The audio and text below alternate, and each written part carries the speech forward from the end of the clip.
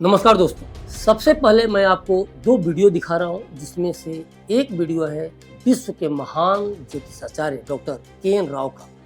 पहले सुनिए।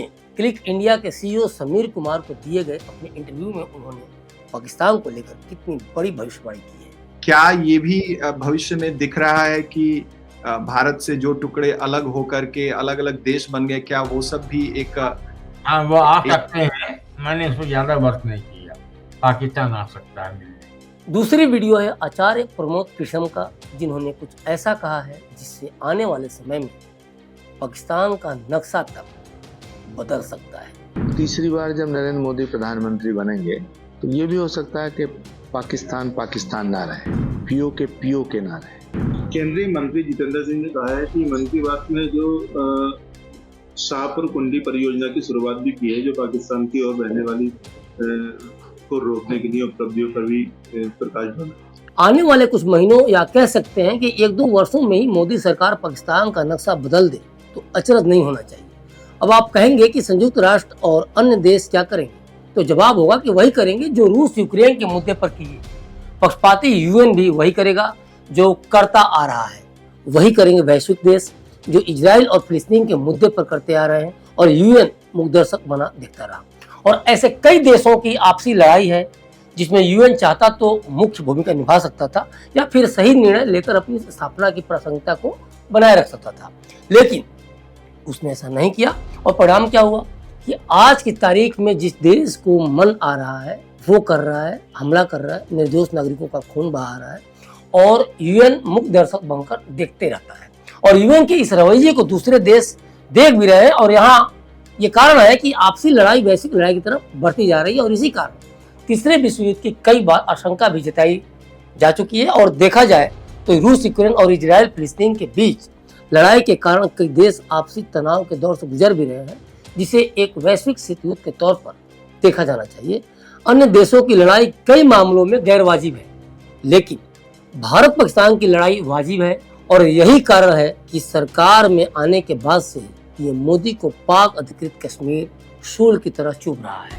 आज हम पीएम मोदी के कथनी और करनी को समझेंगे और इस आधार पर यह तय होगा कि पीओके को भारत में मिलाने की कितनी संभावना है, जिसे लेकर देश के नागरिक भी काफी उत्साहित हैं। कई बार इस तरह के मीम सोशल मीडिया पर शेयर होते हैं कि पीएम मोदी जो कहते हैं वो करते हैं, और जो नहीं कहते वो तो जरूर करते हैं। अब ये मीम्स कितना सही है और कितना गलत, इस पर हम तो कुछ नहीं कह सकते, लेकिन देश के नागरिकों की आंखों की किरकिरी बनी तीन समस्याओं ने हमेशा से ही देश को आंदोलित किया। पहली समस्या थी आर्टिकल 370, दूसरी समस्या थी रामलला का सैकड़ों वर्षों से तंबू में रहना, और तीसरी और सबसे बड़ी समस्या है पाक अधिकृत कश्मीर। और इन तीन में से दो समस्याओं को तो पीएम मोदी ने दूर कर दिया, और तीसरी समस्या पर जोर शोर से लगे हुए हैं, ऐसा संकेत मिलने लगा है। एक तरह से देखा जाए तो लगता यही है कि मोदी सरकार की पहले से ही प्लानिंग है कि इन तीनों समस्याओं को अपने एक एक टर्म में निपटाना है। बात करते हैं आर्टिकल 370 जैसी पहली समस्या के बारे में। याद कीजिए 5 अगस्त 2019 को मोदी सरकार ने जम्मू कश्मीर से अनुच्छेद 370 के प्रभाव को कैसे एक ही झटके में खत्म कर दिया था, और साथ ही राज्य को दो हिस्सों जम्मू कश्मीर और लद्दाख में बांट दिया था, और दोनों को केंद्र शासित प्रदेश बना दिया था। मतलब एक साथ कई कार्य। जरा समय पर ध्यान दीजिए, करने के लिए था तो मोदी सरकार का दूसरा टर्म, लेकिन सत्ता में आते ही महज 2-3 महीने के भीतर ही उन्होंने इस पर एक्शन लिया। कहीं कोई शोर नहीं, हर तरफ घोर शांति। याद करने वाली बात है कि किस तरह से 370 हटाने को लेकर खून खराबे और डर का माहौल पैदा करने की कोशिश की गई थी। तो आपको क्या लगता है कि ये यूं ही हो गया था? बल्कि इसे हटाने के लिए मोदी सरकार पहले से ही काम कर रही थी, और यही कारण था कि दशकों तक जिस 370 को लेकर कांग्रेस सहित विपक्षी दल और खास तौर पर जम्मू कश्मीर की पीडीपी प्रमुख महबूबा मुफ्ती लोगों को डरा रही थी, और इस डर के कारण खुद कश्मीर में कई दशकों तक राज करते रहे। बच्चे युवा हमारे सेना के जवानों पर पत्थरबाजी करते रहे और अवसरवादी राजनीति का हिस्सा बने कुछ राजनीतिज्ञ उन्हें भड़के हुए नौजवान कहते रहे। मोदी ने 370 का द एंड किया और कश्मीर फिर से एक बार लहलहा उठा। वहाँ के गरीब कश्मीरी सरेआम ये बोलते पाए गए कि कल तक 2 पैसे के लिए हम तरस रहे थे, आज हमारा परिवार फल फूल रहा है। अब स्कूल बंद नहीं होते, इसलिए बच्चे भी स्कूल जाने लगे हैं। दो पैसा हाथ में है, क्योंकि सैलानी काफ़ी संख्या में आने लगे हैं, दहशत का माहौल खत्म हो चुका है, फैक्ट्रियां लग रही हैं, सेना भर्ती अभियान चल रहा है और लोगों को नौकरियां मिल रही हैं। अब बात करते हैं दूसरी समस्या पर, जो सपने के साकार होने जैसा है। ये समस्या थी देश के बहुसंख्यक सनातनियों के आराध्य श्री राम लला के तंबू में रहने को लेकर। आज हर हिंदुस्तानी यही सोचता है कि मोदी न होते तो राम तंबू से बाहर कभी नहीं आ पाते। राम की प्राण प्रतिष्ठा 22 जनवरी 2024 को हुई, यानी कि मोदी ने अपने दूसरे टर्म में श्री राम मंदिर का सपना साकार कर हर हिंदुस्तानी का दिल जीत लिया। साथ साथ मोदी ने देश दुनिया को ये मैसेज भी दे दिया कि राम भारत के हैं, राम भारतवंशियों के हैं, तो कोई निमंत्रण ठुकरा दे या फिर विदेश में रहे, उसके आने या न आने से प्राण प्रतिष्ठा नहीं रुकने वाली। अब आ जाते हैं मुख्य विषय पर, जो मोदी सरकार के तीसरे टर्म में साकार होने वाला है। मुद्दा है पाक अधिकृत कश्मीर। 2 महीने में भारत में आम चुनाव होने हैं और सर्वे बता रहे हैं कि तीसरी बार भी मोदी सरकार ही सत्ता में चुनकर आने वाली है। मुख्य विपक्षी दल कांग्रेस के बड़े दिग्गज नेता अशोक चौहान, मनीष तिवारी, कमलनाथ और अधीर रंजन चौधरी में से कुछ ने तो बीजेपी ज्वाइन कर ली है और कुछ के बीजेपी ज्वाइन करने की खबरें आ रही हैं। इससे इस बात की पक्की मुहर लग चुकी है कि तीसरी बार भी मोदी सरकार ही सत्ता में आएगी। तो क्या तीसरे टर्म में पाक अधिकृत कश्मीर पर भारत का कब्जा तय है? आपको शायद इन बातों पर विश्वास न हो, लेकिन क्लिक इंडिया के ये दावे तब याद आएंगे जब पाक अधिकृत कश्मीर एक दिन भारत का भौगोलिक हिस्सा हो। मोदी सरकार ने हमेशा देश के बहुसंख्यक नागरिकों की सुनी है और सरकार को पता है कि हर भारतीय की इच्छा है कि पाक अधिकृत कश्मीर भारत का हिस्सा है, तो भौगोलिक तौर पर भी वह भारत का हिस्सा हो। सरकार चाहे कोई भी हो, लेकिन व्यक्ति भी बहुत मायने रखता है। मनमोहन सिंह बहुत ही ईमानदार और भले इंसान थे, लेकिन एक सख्त प्रधानमंत्री उन्हें कभी नहीं कहा जा सकता। लेकिन यही बात अगर मोदी को लेकर कहा जाए तो पीएम मोदी के चेहरे से ही साफ मालूम पड़ता है, जब देश और देशवासियों की बात हो, उनके अस्मिता की बात हो, तो वे किसी हद तक जा सकते हैं। उन्होंने कई वैश्विक सौदों में रूस जैसे मित्र राष्ट्र को भी मैसेज दिया और अमेरिका जैसे दोस्त को भी समझा दिया कि अपनी हद में रहो। और आज का भारत आंखों में आंखें डालकर बातें करना जानता है। आज मोदी सरकार की वैश्विक और सफल कूटनीति का ही परिणाम है कि रूस यूक्रेन विवाद में भी विश्व पीएम मोदी की मध्यस्थता चाहता है और इजराइल फिलिस्तीन विवाद में भी, जबकि यही भारत है जो पाकिस्तान के साथ किसी भी विवाद में अमेरिका द्वारा कई बार मध्यस्थता की बात को भी सिरे से नकार दिया और साफ संदेश दिया कि भारत पाकिस्तान के किसी मुद्दे पर किसी तीसरे की मध्यस्थता की कोई गुंजाइश नहीं है और भारत खुद उसे हल करने में सक्षम है। ये मोदी के खौफ का आलम यह है कि जब पाकिस्तान ने भारतीय सैनिक अभिनंदन को पकड़ा था तो तत्कालीन पीएम इमरान खान भारत के मिसाइल हमले को लेकर डर के मारे कांप रहे थे।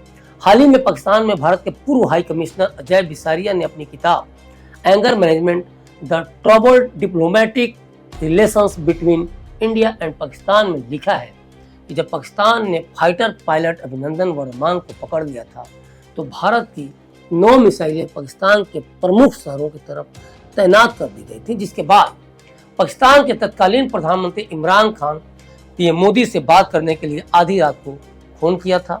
सोचिए, इमरान खान ने बात करना चाहा और पीएम मोदी ने पाक पीएम से बात तक नहीं की। दूसरी तरफ भारतीय मिसाइल हमले के डर से पाकिस्तान के तत्कालीन प्रधानमंत्री इमरान खान की हालत मोदी एक्शन के कारण पतली हो गई थी। ऐसा नहीं था कि अभिनंदन की पाकिस्तान पहले से ही छोड़ने की मेंटली तैयारी कर रहा था, बल्कि मोदी का ही खौफ था कि अपने सैनिक की सकुशल वापसी के लिए पीएम मोदी किसी हद तक जा सकते हैं और इस डर के कारण उसे अपना इरादा बदलना पड़ा और अभिनंदन को छोड़ना पड़ा। इस दौरान पाकिस्तान ने तनाव कम करने के लिए चीन से भी मदद मांगी थी और इसका खुलासा भी अजय बिसारिया ने अपनी किताब में किया है। उन्होंने लिखा कि भारत द्वारा पाकिस्तान के बालाकोट में एयर स्ट्राइक करने के बाद नई दिल्ली और इस्लामाबाद के बीच तनाव कम करने के लिए कई देशों ने अपने विशेष दूत भेजने की पेशकश की थी। चीन ने भी सुझाव दिया था कि वह तनाव कम करने के लिए दोनों देशों में अपने उप मंत्री भेज सकता है, लेकिन भारत ने इस प्रस्ताव को अस्वीकार कर दिया था। हाल ही में कतर ने भी भारत के जिन पूर्व नौसैनिकों को फांसी सुनाई थी, मोदी के रुख और कूटनीति के आगे उन सैनिकों को सकुशल कतर को रिहा करना पड़ा। मोदी सरकार राष्ट्रवाद को लेकर समझौता करने के मूड में कभी नहीं दिखती। मोदी की यह नीति देश की अन्य विपक्षी पार्टियों से उसे अलग करती है, यानी भाजपा को अलग करती है। और ऐसा नहीं है कि पीओके का मसला इन उदाहरणों से ही तय हो रहे हैं, बल्कि सरकार का संकेत भी साफ है। विदेश मंत्री एस जयशंकर ने साफ कहा है कि पीओके पर भारत का नजरिया बिल्कुल साफ है। पीओके भारत का हिस्सा है और हमें उम्मीद है कि एक दिन वो भारत का भौगोलिक हिस्सा होगा। रक्षा मंत्री राजनाथ सिंह ने भी पंचकूला में कहा था कि अगर भारत की पाकिस्तान से बात होती है तो वह केवल अब पाकिस्तान अधिकृत कश्मीर यानी पीओके पर हुई होगी। गृह मंत्री अमित शाह के अंदाज से तो सब वाकिफ है। उन्होंने संसद में कहा था कि अक्साई, चीन और पीओके भारत का अभिन्न हिस्सा है और इसके लिए हम जान भी दे देंगे। केंद्रीय मंत्री जितेंद्र सिंह ने भी कहा था कि अगला एजेंडा पाकिस्तान के कब्जे वाले कश्मीर को भारत का अभिन्न हिस्सा बनाना है। इसके अलावे भी भारत सरकार के कई मंत्री हैं जिन्होंने समय समय पर पीओके को लेकर दो टूक कहा कि पाक अधिकृत कश्मीर यानी पीओके हमारा था, हमारा होगा, यह हर हिंदुस्तानी की भावना है। गिरिराज सिंह ने तो प्रधानमंत्री नरेंद्र मोदी पर हिंदुस्तान का भरोसा भी जता दिया कि पीओके हमारा होगा। केंद्रीय मंत्री बीके सिंह भी पाकिस्तान अधिकृत कश्मीर को लेकर कहते हैं कि अपने आप ही भारत में शामिल हो जाएगा, इसके लिए थोड़ा इंतजार करना होगा। बीके सिंह का बयान यह बताने के लिए काफी है कि अपने आप को कुछ नहीं होता। देखा जाए तो पाकिस्तान का इस समय जो हाल है उससे साफ है कि आने वाले वर्षों में भारत के एंगल से कुछ बड़ा होने वाला है। महंगाई, भुखमरी से जूझ रहे पाकिस्तान के कई इलाकों में लोग सड़क पर उतरकर प्रदर्शन कर रहे हैं। गरीबी और कंगाली के दलदल में पाकिस्तान धंसता जा रहा है। आने वाले वर्षों में गृह युद्ध के बाद उसके कई टुकड़े हो जाए और पीओके की जनता खुद ब खुद तिरंगा उठा ले तो इस बात से भी इनकार नहीं किया जा सकता। हाल ही में पीओके से तस्वीरें आई थी जिसमें लोग फ्रीडम के नारे लगा रहे हैं। वे अपनी हुकूमत को भारत के साथ जुड़ने की धमकी भी दे रहे हैं। कुछ कश्मीरी एक्टिविस्ट का बयान मीडिया में भी आया जिसमें वे पीएम मोदी से मदद मांगते दिख रहे हैं। उनका कहना है कि भारत के प्रधानमंत्री उन्हें पाकिस्तान से आजाद कराएं।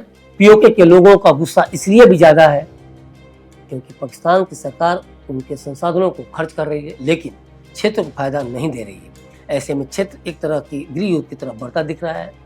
पीओके की जनता से टैक्स ज्यादा लिए जा रहे हैं और इसी क्षेत्र से बिजली सबसे ज्यादा पैदा की जाती है लेकिन जनता को बिजली का भुगतान ज्यादा करना पड़ रहा है।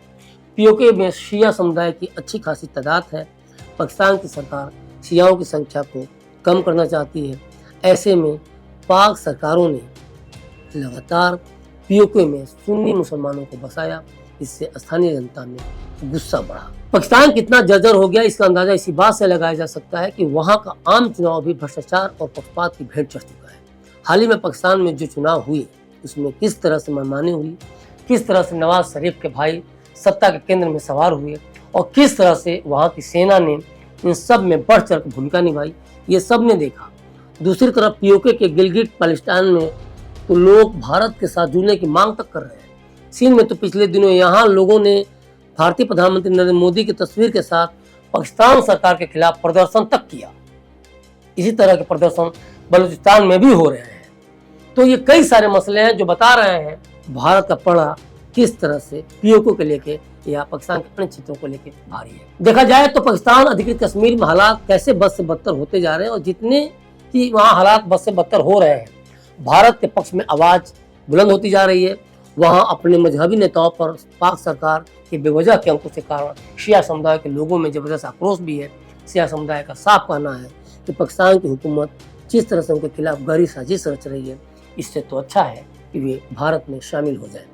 आर्टिकल 370 का खात्मा, भारत के चांद पर पहुंच जाने, G20 सम्मेलन, कतर से सैनिकों की फांसी की सजा माफ कराकर उन सैनिकों की सकुशल भारत वापसी, राम मंदिर का निर्माण, मोदी सरकार के ये कुछ ऐसे बड़े फैसले हैं जिससे पाकिस्तानी हुक्मरानों की उन्हीं के देश में पाक नागरिकों के बीच उनकी जवाबदेही को तय करते हैं और इससे वहां के नागरिकों में अपने अकाउंट को लेकर जबरदस्त हताशा है। और कई बार तो इस तरह के वीडियो भी वायरल होते हैं कि पीएम मोदी को पाकिस्तान दे दो, हमारे मुल्क में भी अमन चैन कायम हो जाएगा।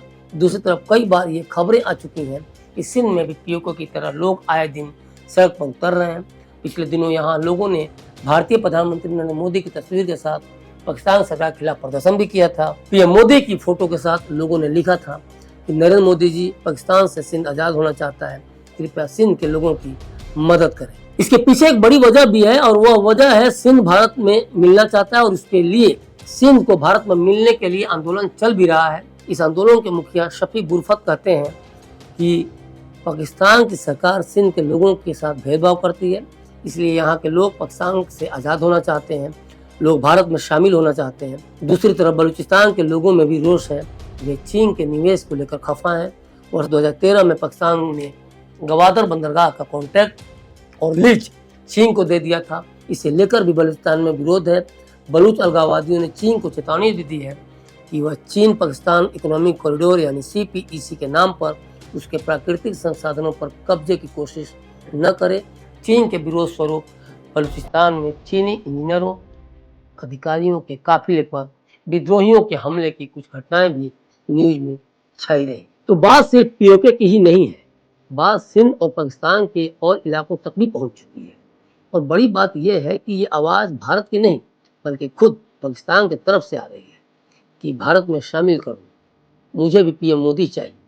पाकिस्तान जितना अस्थिर होगा, भारत में POK या उसके अन्य हिस्सों के शामिल होने की संभावना उतनी ही प्रबल होगी। और संभावना को कैसे दृढ़ निश्चय में बदला जाता है ये PM मोदी को अच्छी तरह पता है। तो मानकर चलिए कि पहले टर्म के अंत के 2 महीने बाद आर्टिकल 370 हटा, दूसरे टर्म में राम मंदिर बना और तीसरे टर्म में कम से कम पाक अधिकृत कश्मीर भारत के भौगोलिक नक्शे पर दिखने जा रहा है। और अगर सिंध भी आ गया तो समझिए पाकिस्तान का वर्तमान नक्शा वैश्विक मानचित्र से गायब हो जाएगा। अभी तक के लिए बस इतना ही। मुझे दीजिए इजाजत और देखते रहिए क्लिक न्यूज़। शुक्रिया।